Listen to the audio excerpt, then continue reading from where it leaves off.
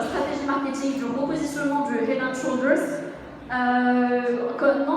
non seulement comme étant un shampoing antipelliculaire, mais aussi ayant des avantages cosmétiques. Donc, nous représentons le SCG Casablanca et nous sommes 5 jeunes dynamiques qui ont travaillé sur le projet, sur la présentation d'aujourd'hui. Bonjour tout le monde, bonjour chère audience. Je vais commencer par l'explication de notre approche adoptée. Alors, on a adopté le Market Driven Management, c'est une approche qui est orientée marché. Son avantage, c'est qu'elle traite le produit, le Head & Shoulder, au sein d'un écosystème. C'est-à-dire qu'on essaie de maximiser l'analyse et le diagnostic. La méthodologie est assez simple, un diagnostic suivi d'analyse, un plan d'action. Et finalement, je fais un petit rappel du segment étudié, c'est les femmes âgées entre 18 et 25, éprouvant 3 besoins, des cheveux sans pellicule, hydratés et bien sûr lisses. Voici notre écosystème composé de 12 composantes. Nous avons distribué aujourd'hui notre diagnostic parce qu'on a un contrat devant. Nous avons analysé élément par élément et ces éléments-là sont intéressants, comme j'ai dit, avec notre produit. Afin d'être efficace, efficient au niveau de notre plan d'action, il s'est avéré qu'il est obligatoire de subdiviser notre segment étudié femmes âgées entre 18 et 25 en 4 sous-segments que nous avons appelés persona. Ils sont respectivement les femmes foyer, les femmes professionnelles, étudiants et sportifs. Vous allez les visualiser. Je passe maintenant à notre plan d'action. Il est composé de 3 volets, le produit, la partie online et la partie offline.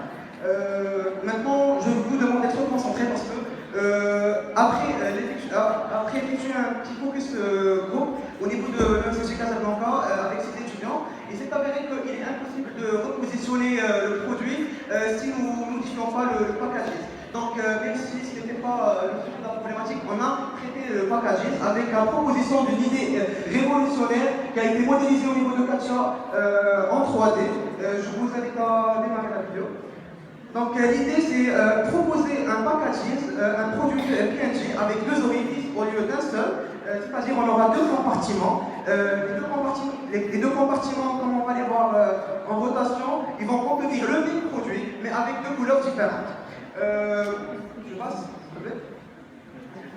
On compte aussi donner une identité olfactive à notre packaging en lui permettant un petit passage dans un bain, dans une eau parfumée, ceci avant l'étiquetage et son remplissage. Ça va permettre de créer une identité olfactive. Donc les avantages globaux, c'est jouer sur la psychologie des consommatrices, 2 orifices, 2 compartiments, donc forcément un avantage cosmétique et un avantage antipelliculaire, c'est la base du Head & Shoulders, et des avantages comme l'augmentation des parts de marché parce qu'on va attirer les clients des concurrents, et les parts de marché parce que 2 orifices ça permet un déploiement plus rapide du produit et forcément l'achat et le réachat plus rapidement. Je vais switcher maintenant à la deuxième partie qui concerne le produit, ça concerne l'étiquette. Il s'est avéré que pour s'aligner aux concurrents, il va falloir proposer des produits Head & Shoulders, femmes et d'autres hommes. Donc pour le faire, on a fini avec Nana, avec tout ça, on a proposé un profil de femme, un petit portrait, où on va mettre en avant les différentes déclinaisons, et comme vous le savez, plus on multiplie les déclinaisons, plus on crée une confusion chez les consommatrices, plus elles achètent le produit et elles se trompent au niveau de son utilité. Deuxième élément de notre étiquette, c'est l'identité tactile qu'on veut donner à notre étiquette en mettant en gras le Head & Shoulders avec une identité visuelle, c'est une étiquette plus brillante comme font les concurrents Clear. Maintenant, je vais céder la parole à ma camarade pour vous expliquer la reste. Ça marche. Continuons dans notre plan d'action. Maintenant, pour le live, la télévision, donc, on estime que le repositionnement du Head & Shoulders implique une diffusion d'un message, par exemple sur nos chaînes télévision marocaines ou pourquoi pas maghrébines, un message qui va diffuser par exemple une publicité qui va mettre en avant bien sûr les avantages cosmétiques du Head & Shoulders, par exemple une diffusion qui va réunir tous les personnages dont on a parlé précédemment, avec un ton glamour et un fond sonorisé avec glamour et rendre le shampoing surtout un élément de séduction. Toujours dans l'action en live sur la radio, s'il vous plaît. Voilà.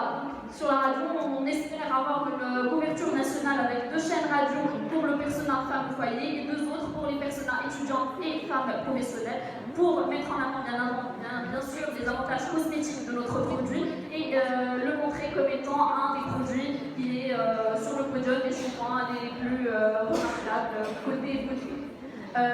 Bien sûr, on a pensé à un concours qu'on a appelé Jalal Sabahi avec Head & Shoulders Radio. Donc ça va consister à avoir par exemple 2 auditrices qui vont faire un petit face-à-face pour une question de beauté ou de femme en général. Et la première gagnante aura des promotions chez notre partenaire, par exemple, qui est Kalim, un des salons de beauté. Et bien sûr, le digital, il est très présent sur le monde des médias. Donc, une campagne digitale est nécessaire. La création d'une page Facebook Head & Shoulders Maroc est nécessaire du coup pour justement cibler notre clientèle en général et notre cible de femmes 18-25 ans en particulier, avec des posts promotionnels par exemple. Et maintenant, on passe bien sûr aux blogueuses qui sont maintenant de nos jours en tant qu'influenceurs très pertinents. Donc, soit on propose de recruter des blogueuses marocaines qui vont parler, on leur donne une gamme Head & Shoulders et elles vont parler des effets et cosmétiques du produit, ou d'organiser une compétition vidéo entre blogueuses amatrices, ou de faire les deux, pourquoi pas. Et bien sûr, la création d'un blog qui va véhiculer des messages qui sont implicites, qui vont rendre le produit, qui vont connaître ce que la consommatrice marocaine attend du produit, et bien sûr, les guider vers implicitement vers l'achat et l'acte d'achat du produit. Bien sûr, on a planifié un rétro-planning, par exemple, un rétro-planning et une budgétisation, bien sûr, pour tous les spots. Maintenant, on va passer aux actions offline. On va commencer par la tournée universitaire qu'on a prévue. Son objectif, c'est d'expliquer aux étudiants que le produit HDS n'est pas seulement un antipédical, mais aussi un produit avec des avantages cosmétiques. Aussi du sponsoring, en sponsorisant le Bazar de ces événements qui sont en relation avec la femme. Troisième élément, c'est